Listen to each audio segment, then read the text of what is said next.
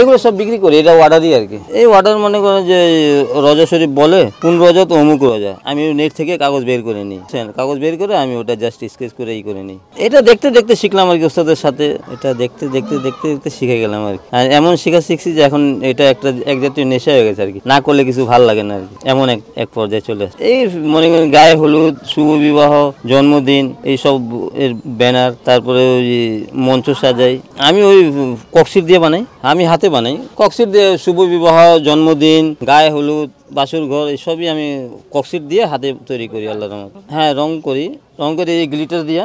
এই যে গ্লিটার, এটার বিভিন্ন কালার আছে, এই যে বিভিন্ন কালার আছে, এগুলো কিন্তু গ্লিটার, এগুলো কালার অনুযায়ী আমি সেট করি আর কি।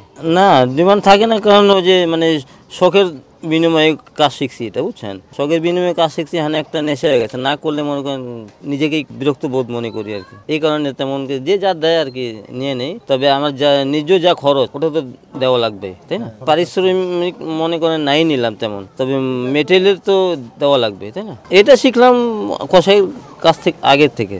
হ্যাঁ, কসাইয়ের কাজ শিখছি আমি 99 থেকে, আর এটা মনে করেন যে আমি 92 এর পর থেকে এটা।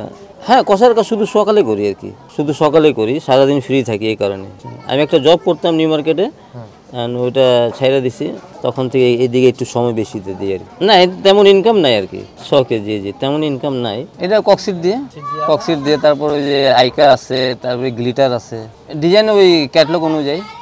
না, দেওয়া যায় না, কেউ দেওয়া যায়, কেউ আমি আবার ওই নেটের থেকে বের করে নিই। যে কোনো মসজিদ হলো, যে কোনো মাজারের দৃশ্য হলো, ইনশাল্লাহ আমি বানিয়ে দিতে পারবো, জাস্ট আর বাস আল্লাহর রহমত যদি থাকে সাথে, আর কিছু লাগবে না। একটা বানাতে সময় মনে করেন যদি সময় দেই তাহলে 1-2 দিনে হয়ে যাবে, কিন্তু 2 দিন আমি কন্টিনিউ করি না আর কি। এই ঘন্টায় 2-1 করলাম, আবার এখন তো একটু সময় কম দিতে পারছি, কারণ ওই নামাজে যেতে হয়, রোজা রাখতে হয়, এই কারণে আর কি। তাই এমনি একটা যদি আমি মসজিদ তৈরি করি তো 2 দিন ইনশাল্লাহ আমি ফুল কমপ্লিট করে দেবো। তখন ওই তাজিয়া বানাই, তো মহরমের অনুষ্ঠানে একটা তাজিয়া বানাই, তখন ওটা বিরাট বড় হয়, মনে করেন ওটা 11 ফিট, 12 ফিট, 14 ফিট পর্যন্ত হয়ে যায়, পাশে 4.5 ফিট, 5 ফিট স্কোয়ার আর কি। তখন আপনি বুঝতে পারবেন, অনেক কারিগর আছে আল্লাহর রহমতে আমাদের এখানে, আমার মতো কয়েকজন কারিগর আছে, তবে ওরা প্রকাশে না আর কি।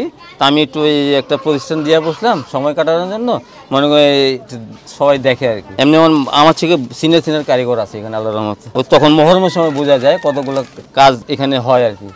এখন তো মানে ওরা সব নিজের কাজে ব্যস্ত থাকে, আমি মনে করেন এই কাজ দিয়ে এখন বর্তমানে আছি আর কি, বুঝছেন? এই কারণে আর কি। নাহলে মহরমের সময় আসলে আপনি অনেক কিছু দেখতে পারবেন, অনেক কিছু বুঝতে পারবেন।